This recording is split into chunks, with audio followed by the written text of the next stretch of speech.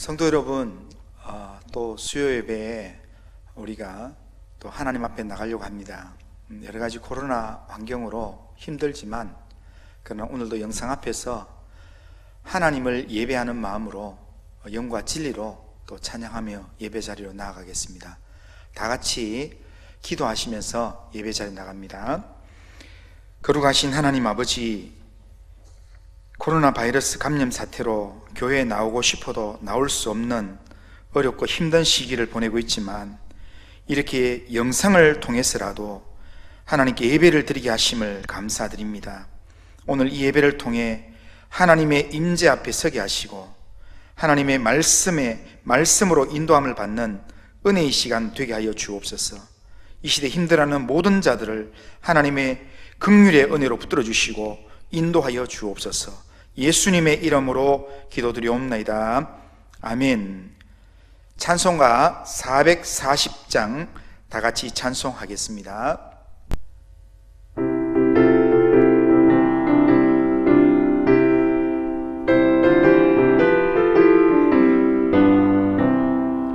어디든지 예수 나를 이끌며 어디든지 예수 함께 가려네. 예수 함께하니 가면 나고고 예수님과 동행하면 겁없네. 어디를 가든지 겁낼 것 없네. 어디든지 예수 함께 가려네.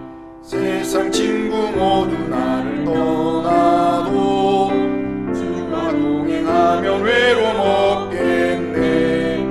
가는 길이 위태하고 험해도 어디든지 예수 함께 가려네. 어디를 가든지 겁낼 것 없네. 어디든지 예수 함께 가려네. 어두운 그늘 나를 애워쌀 때에 주가 함께 계심 믿고 자려네. 죽은 후에 천국에서 깨어나 예수 함께 길이 살리라. 어디를 가든지 겁낼 것 없네. 어디든지 예수 함께 가려네.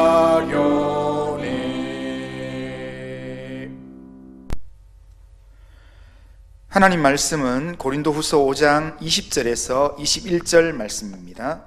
우리 같이 한 목소리로 읽어보겠습니다. 고린도후서 5장 20절 21절 같이 읽습니다.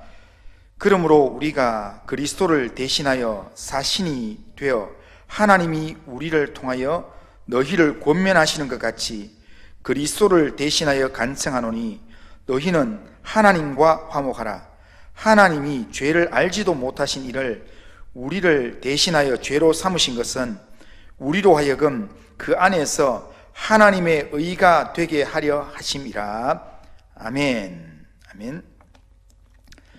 자, 오늘은 읽은 본문의 말씀 가지고 그리스도의 사신이 되어 라는 그런 제목으로 말씀을 나누겠습니다. 오늘 본문에는 사신이라는 말이 나옵니다. 이 사신이라는 말은 오늘날로 말하면 대사라는 말입니다. 엠베스터, 대사라는 말입니다.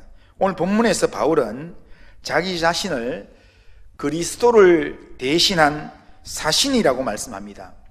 20절을 보면 그러므로 우리가 그리스도를 대신하여 사신이 되어 라고 말씀합니다. 여기서 그리스도의 사신이라는 말은 바울 자신의 사도직에 대한 권위를 말하고 있는 것입니다. 바울은 그리스도의 사신이 되어 주님이 명하신 말씀을 지금 전하고 있다, 이런 말씀입니다.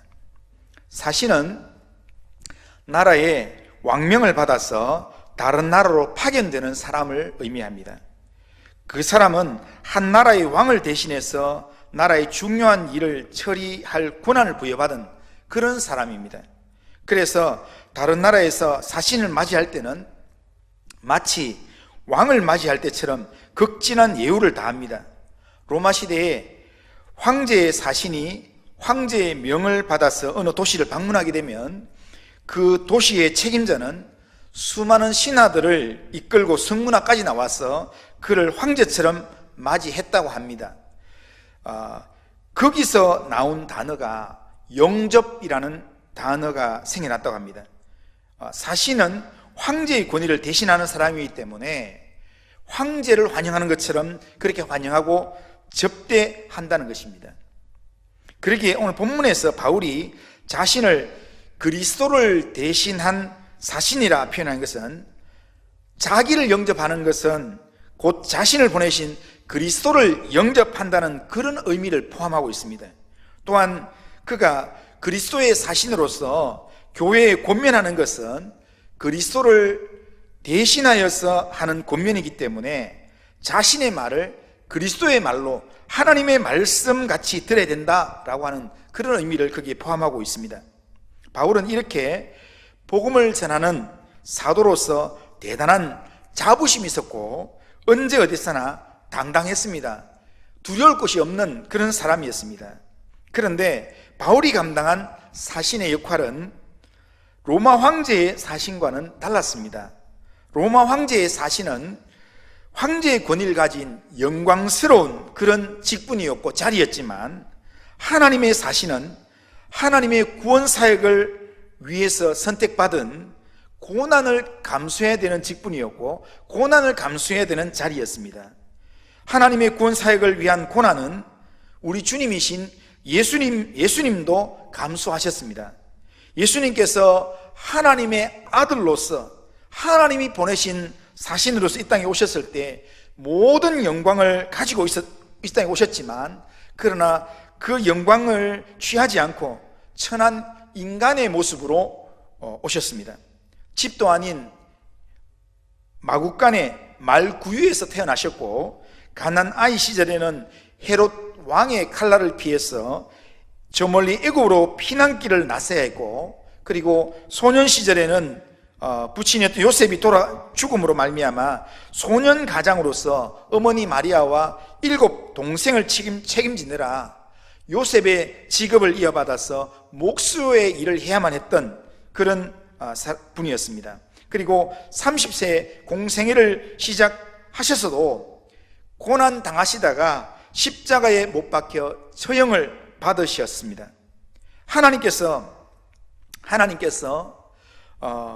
하나님의 아들로서 이 땅에 오신 예수님, 그 예수님이 우리의 대속의 일을 위해서 고난을 감수하는 사역을 감당하게 하셨다는 겁니다. 예수님뿐 아니라 오늘 본문에 나오는 바울도 하나님의 사신으로 선택받았을 때, 바울도 이 세상에서 영광을 받는 자리가 아니라 고난을 받는 자리로 하나님께서 부르셨습니다. 사도행전 9장 15절에서 16절을 보면 주께서 이르시되 가라, 이 사람은 다른 말로 하면 아나니아에게 지금 바울에 대한 이야기인데, 바울 이 사람은 내 이름을 이방인과 임금들과 이스라엘 자손에게 전하기 위하여 택한 나의 그릇이라. 그가 내 이름을 위하여 얼마나 고난을 받아야 할 것을 내가 그에게 보이리라. 그렇게 말씀합니다. 주님의 이름을 위하여서 고난을 받아야 될 자라는 것을 미리 예고하셨다는 겁니다. 그런데 오늘 본문 21절에 보면 예수님을 이야기할 때 어떻게 얘기하는가 하면, 예수님을 이야기할 때 죄를 알지도 못하시는 이라고 표현하고 있습니다. 21절에 보면 하나님이 죄를 알지도 못하신 이를 우리를 대신하여 죄로 삼으신 것은 우리로 하여금 그 안에서 하나님의 의가 되게 하려 하심이라 라고 말씀합니다. 그렇습니다. 우리 주님은 전혀 죄가 없으신 분입니다. 오로지 지극히 영광스럽고 높으신 거룩하신 하나님이셨습니다. 그럼에도 불구하고 우리의 죄를 사하기 위해서 우리 대신 죄를 짊어지신 것입니다. 그것은 하나님 앞에서 죄인인 우리로 하여금 의로워지도록 하기 위해서 예수님이 대신 고난을 당하신 것입니다. 그런데 여기서 예수님이 대신 고난을 당하심으로 주님이 우리를 의인되게 하셨다 이렇게 말하지 않고, 의인되게 하셨다 이렇게 말하지 않고 하나님의 의가 되게 하셨다 이렇게 말씀합니다. 하나님의 의가 되려 하심이라 이렇게 말씀하는데, 이것은 의인이 되었다는 말보다 의가 되었다, 하나님의 의가 되었다, 이 말은 더 이상적인 상태를 말하는 겁니다. 그리스도를 믿는 우리를 하나님의 의로 여겨주셨다, 이 말은 더 이상 영광스러울 수 없는 영원한 영광의 상태가 되었음을 그렇게 표현하는 표현입니다. 바울은 자신이 바로 이러한 은혜를 입은 자고, 이러한 내용을 전파하기 위해서 그리스도의 사신으로 선택된 자다라고 스스로를 소개하고 있습니다. 죄인된 우리는 예수 그리스도의 십자가의 고난을 통해서 하나님의 의로 거듭나는 엄청난 복을 받은 사람들입니다. 그런데 우리는 그런 복을 받았지만 이 땅에 사는 사람들은 주님의 고난을 헛되이 알고 그 고난의 십자가를 외면하고 있습니다. 이 세상에는 아직도 주님의 십자가를 모르는 사람들이 너무너무 많이 있습니다. 그래서 십자가를 모르기 때문에, 십자가의 그 은혜를 모르기 때문에 때로는 교회에 대한 욕도 하고 또한 예수님을 적대하는 그런 표현들도 하고 있는 것입니다. 하나님께서 바울을 그리스도의 사신으로 택해서 보내신 것은 세상 사람들에게, 그리스도를 알지 못하는 사람들에게 이것을 전하도록 하기 위해서였습니다. 하나님께서 바울을 그리스도의 사신으로 택하셔서 이것을 전하도록 그렇게 하신 것처럼 하나님께서는 우리 또한 그리스도의 사신으로 부르셨다라는 사실입니다. 세상에 사는 모든 사람들로 하여금 예수 그리스도의 십자가를 통해서 하나님의 의를 덧입도록 하려고 우리를 그리스도를 대신하는 사신이 되게 하셨다라는 말씀입니다. 우리가 그리스도의 사신으로 생을 입은 사람들이라는 겁니다. 우리가 그리스도의 일을 대신하는 일꾼으로 부름받은 사람들이라는 겁니다. 이렇게 이야기하면 우리 중에는 하나님이 언제 나를 사신으로 불렀단 말인가, 나를 언제 그리스도의 사신으로 불렀단 말인가 라고 의아하게 생각하는 분들도 있을 것입니다. 다메섹 도상에서 극적으로 부활하신 주님을 만났던, 그래서 주님의 사도가 되었던 바울처럼 극적인 믿음의 체험을 한 사람들이나 그런 부르심을 받은 것이라 생각한다는 것입니다. 물론 성도들 중에는 바울처럼 극적인 신앙의 체험을 하고 주님의 부르심을 확실히 깨닫는 사람들도 있습니다. 하지만 그렇지 않은, 그러면서도 주님을 따르는 사람들도 많이 있다는 겁니다. 오히려 예수님과 동행했던 이 예수님의 12사도들은 바울처럼 극적인 체험을 한 사람들은 별로 없습니다. 오히려 예수님과 동행하면서도 예수님이 어떤 분인지를 제대로 깨닫지 못했기 때문에 때로는 따라다니면서도 예수님과 엉뚱한 다른 말을 하고, 3년을 따라다니다가 예수님과 함께 예루살렘에 올라가면서 예수님은 십자가를 지는 그런 고난의 길을 걸어가고 있는데도 불구하고 영광을 받을 그런 예수님과 다른 생각을 하고 다른 행동을 하는 그런 제자들이기도 했습니다. 그래서 예수님과 오랫동안 함께하는 그런 과정을 지냈을 뿐입니다. 하지만 그들이 그렇게 지내는 과정을 통해서 천천히 예수님에 대한 믿음이 생겼다는 겁니다. 오늘날도 극적인 믿음의 체험을 한 사람도 있지만 가랑비에 옷 젖듯이 어려서부터 교회를 다니고 신앙생활하면서 천천히 믿음이 생기는 사람들도 있다는 것입니다. 그런 사람들 또한 하나님께서 그리스도의 사신으로 부름받은 사람들이라는 겁니다. 가령 예를 들면 누에 꼬치 속에 있는 번데기가 한 번에 번데기가 갑자기 나비로 바뀌지는 않습니다. 번데기가 나비가 될 때는 조금씩 변해서 나중에 나비가 된다는 겁니다. 누에 꼬치 속에는 점점 날개가 자라고 때로는 털도 생기고 그러면서 때가 되면 나비가 되어서 누에 꼬치에 구멍을 뚫고 나오는 겁니다. 그리고 날개를 펼치면서 공중에 날아다니게 되는 겁니다. 마찬가지로 성도들 가운데는 별다른 체험이 없지만 번데기가 천천히 변해서 나비가 되어서 꼬치 구멍을 뚫고 나오는 것처럼 꾸준히 말씀 묵상하고 기도하면서 신앙생활 하다가 어느덧 새 사람으로 그렇게 변화되어 가는 그런 경우도 있다는 겁니다. 갑작스러운 변화는 아니지만 점진적인 변화를 경험한다는 것입니다. 어떤 경우에서든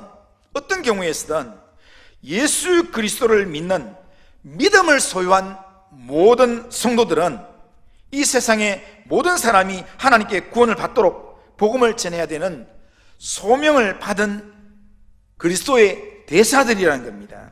우리가 이 사명을 받은 그리스도의 대사라는 사실을 꼭 기억하시길 바랍니다. 우리가 예수 그리스도를 지금 믿고 있는 믿음의 사람이라면 우리가 그리스도의 대사라는 사실을 꼭 기억하시길 바랍니다. 그리스도의 사신인 바울이 그리스도를 대신하여 고린도 교회에게 말씀하면서 제일 먼저 당부하는 말 한마디가 뭐냐면 하나님과 화목하라는 것입니다.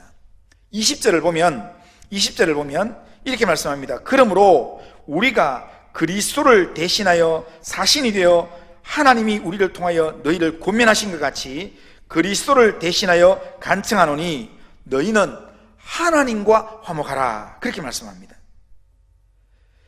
하나님과의 관계 회복, 이것이 하나님께서 바울을 사신으로 보내면서 전하는 핵심 메시지라는 겁니다. 본래 인간은 죄를 범함으로 하나님과 원수가 되었습니다. 인간 세상의 모든 죄악된 모습은 하나님과의 어긋난 관계로 말미암아 시작된 것들입니다. 그런데 하나님과의 이 관계 회복은 다른 것으로 되지 않습니다. 오직 예수 그리스도를 통해서만, 예수 그리스도를 믿음으로 통해서만 가능하다는 것입니다. 즉 우리가 예수 그리스도 안에 굳건히 설 때 하나님과 화목할 수 있다는 것입니다. 바울은 먼저 이것을 전하고 있습니다. 로마서 5장 10절을 보면, 로마서 10장을 보면 이렇게 말씀합니다. 곧 우리가 원수 되었을 때 그의 아들의 죽으심으로 말미암아 하나님과 화목되었은즉 화목하게 된 자로서는 더욱 그의 살아나심으로 말미암아 구원을 받을 것이니라, 그렇게 말씀합니다. 그러면서 로마서 5장 1절에는 보면 이렇게 얘기합니다. 그러므로 우리가 믿음으로 의롭다 하심을 받았으니 우리 주 예수 그리스도로 말미암아 하나님과 화평을 누리자. 하나님과 화평을 누려야 되는데, 하나님과 화목해야 되는데, 그런데 로마서 1장에서 어떻게 하냐면 우리 주 예수 그리스도로 말미암아 하나님과 화평을 누리자, 이렇게 합니다. 우리가 하나님과 화평을 누릴 수 있는 방법은 예수 그리스도를 말미암는 방법밖에 없다는 겁니다. 예수 그리스도를 의지하고 예수 그리스도를 붙드는 가운데서 우리가 하나님과 화목할 수 있습니다. 그런데 하나님과의 화목은 예수 그리스도로 말미암아 화목하게 하지만, 그러나 이웃과의 화목도, 이웃과의 화해도 떼어서 생각할 수 없는 내용입니다. 예수님께서 마태복음 5장 23절 24절에서 말씀하시기를 이런 말씀하십니다. 예물을 제단에 드리다가 거기서 내 형제에게 원망 들을 만한 일이 있는 것이 생각나거든 예물을 제단 앞에 두고 먼저 가서 형제와 화목하고 그에 와서 예물을 드리라, 라고 말씀하십니다. 다른 사람과 불화한 가운데 있으면서 하나님과 화목할 수 없다는 겁니다.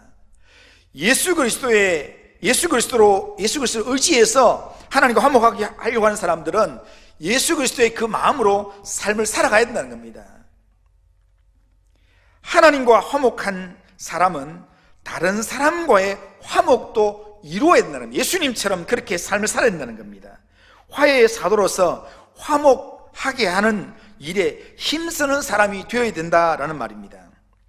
로마서 14장 18절 19절에 보면 이런 말씀이 있습니다. 이로써 그리스도를 섬기는 자는 하나님을 기쁘시게 하며 사람에게도 칭찬을 받느니라. 그러므로 우리가 화평의 일과 서로 덕을 세우는 일을 힘쓰나니, 라고 말씀합니다. 그리스도를 섬기는 자는 화평의 일과 서로 덕을 세우는 일에 힘써야 된다, 이런 말씀입니다. 그리고 히브리서 12장 14절에는 모든 사람과 더불어 화평함과 거룩함을 따르라. 이것이 없이는 아무도 주를 보지 못하리라, 이런 말씀합니다. 아주 무서운 말씀입니다. 이것이 없이는 다른 사람, 모든 사람과 더불어 화평함과 거룩함 이런 게 없이는 아무도 주를 보지 못하리라, 이렇게 말씀한다는 겁니다. 이 말씀은 그리스도인의 신앙생활에서 모든 사람과 더불어서 화평을 이루는 게 얼마나 중요한가, 이것을 우리에게 가르치는 말씀입니다. 예수님께서 우리 가운데 오셔서 하나님과 우리 사이에 막힌 담을 허물어 주시면서 화목 제물이 되신 것처럼, 우리가 예수 그리스도로 말미암아 하나님과 화평을 이루는 자는 세상 가운데서 사람들과 화평을 이루는 삶을 살라고 우리에게 요구한다는 것입니다. 그런데 우리가 또 기억해야 될 것은, 화평을 이루는 것은 그냥 이루어지지 않는다라는 것입니다. 희생의 대가를 반드시 치러야 된다라는 것입니다. 예수님께서 우리로 하여금 하나님과 화목하게 하려고 십자가를 지신 것처럼, 그런 십자가를 지는 그런 희생의 삶을 우리가 살아야 된다라는 말입니다. 바울도 그 자신이 예수님의 뒤를 따라서 화해의 사도가 되어 그 직분을 감당하기 위해 얼마나 많은 고난을 감당해야 되는지 모릅니다. 그런 바울이 고린도 교인들을 향해서, 그리고 또 우리들을 향해서 화해의 사도, 하나님과 화목하고 세상에서 화평케 하는 자가 되라고 지금 오늘 말씀하고 있는 것입니다. 희생의 대가를 치르더라도 화목케 하는 자의 삶을 살라는 그런 요구를 오늘 우리에게 하고 있는 것입니다. 하지만 여기서 우리가 또 한 가지 더 기억해야 될 것은, 이 삶에는 희생과 고통만 있는 게 아닙니다. 이 사명을 잘 감당하는 자에게는 하나님의 아들이라 일컬음을 받는 영광에 참여하는 복도 있다는 사실입니다. 마태복음 5장 9절에 보면 화평하게 하는 자는 복이 있나니 그들이 하나님의 아들이라 일컬음을 받을 것이요 라고 말씀했습니다. 우리는 하나님과 화목한 자로서 희생이 따르더라도 화평하게 하는 자의 삶을 살아야 합니다. 이런 삶을 살 때 우리가 하나님의 아들이라는 영광스러운 그런 은혜의 그런 부름을 우리가 칭함을 받게 된다는 것입니다.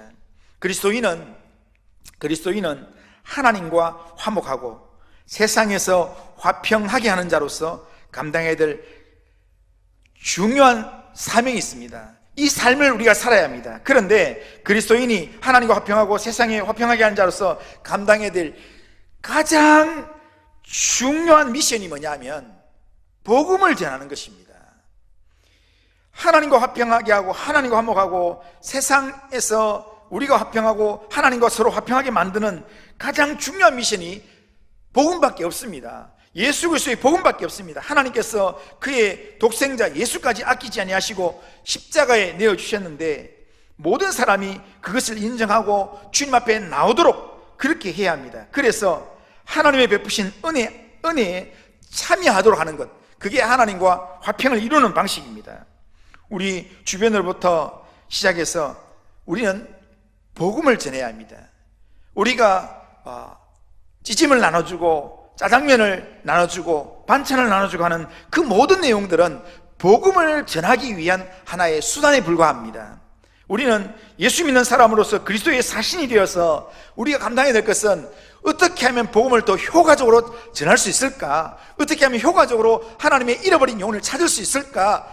그것을 위하여서 우리가 때로는 찌짐도 나누고, 때로는 차도 나누고, 때로는 짜장면도 나누고, 반찬도 나누는 것입니다. 그렇게 해서 결국 우리가 하나님과 화평한 자로서, 그들이 하나님과 화목한 자로서 관계를 풀어가면 우리와 화목한 그런 삶을 살게 될 것입니다. 우리 하나님의 사람들은 그리스도의 사신으로서 예수의 복음을 온 세상에 증거해서 온 세상이 하나님과 화목하도록, 온 세상이 평화스럽게 살도록 화해 역할을 감당할 수 있어야 합니다. 기쁨으로 이 일들을 감당할 때 우리는 세상에서 그리스도의 사신으로 당당하게 이름을 올리며 살 수 있게 될 것입니다. 오늘 우리가 세상에서 그리스도의 사신이 되었다는 사실을 꼭 기억하시고, 보냄을 받은 세상에서 예수 그리스도를 통한 하나님과의 화목을 늘 전하면서, 또한 이루면서 그렇게 믿음의 삶을 살아가는 우리 모든 성도님들 다 되시기를 주님의 이름으로 축원합니다. 자, 기도하겠습니다. 거룩하신 하나님 아버지, 우리를 그리스도를 대신하는 그리스도의 사신으로 불러주셨다고 하셨사오니 그리스도의 사신으로서 보냄을 받은 세상에서 고난과 희생이 따르더라도 그리스도의 사신답게 세상이 그리스도의 십자가를 통하여 하나님과 화목할 수 있도록 담대하게 복음 전하는 삶을 살게 하여 주시옵소서. 우리를 예수 그리스도 안에서 하나님의 의가 되게 하신 하나님 아버지, 우리를 통하여 하나님의 의가 세상에 드러날 수 있도록 우리를 거룩한 도구로 사용하여 주시옵소서. 우리를 오직 주 예수 그리스도와 능력의 하나님만 바라보면서 그 은혜 안에서 담대한 믿음으로 살 수 있도록 하나님 우리 믿음을 붙들어 주시고 인도하여 주옵소서. 코로나 바이러스 상황으로 교회도 힘들고 성도도 힘들고 나라와 온 세계가 어려운 가운데 있사오니 이 어렵고 힘든 중에도 오직 주님 바라보면서 주님이 우리에게 원하시는 그 삶을 하나님 아버지여 바라보면서 의지하면서 살 수 있도록 인도하여 주옵소서. 이 어려운 시국이 속히 해결되어 지나갈 수 있도록 인도하여 주옵소서. 주 예수 그리스도의 이름으로 기도드리옵나이다. 아멘. 주님 가르치신 기도하겠습니다. 하늘에 계신 우리 아버지여, 이름이 거룩히 여김을 받으시오며 나라가 임하옵시며 뜻이 하늘에서 이루어진 것 같이 땅에서도 이루어지이다. 오늘 우리에게 일용할 양식을 주옵시고 우리가 우리에게 죄 지은 자를 사해 준 것 같이 우리 죄를 사해 주옵시고 우리를 시험에 들게 하지 마옵시고 다만 악에서 구하시옵소서. 대개 나라와 권세와 영광이 아버지께 영원히 있사옵나이다. 아멘. 자, 예배를 모두 마치겠습니다. 오늘 밤에도 주와 함께하는 평안한 밤 보내시기를 바랍니다. 감사합니다.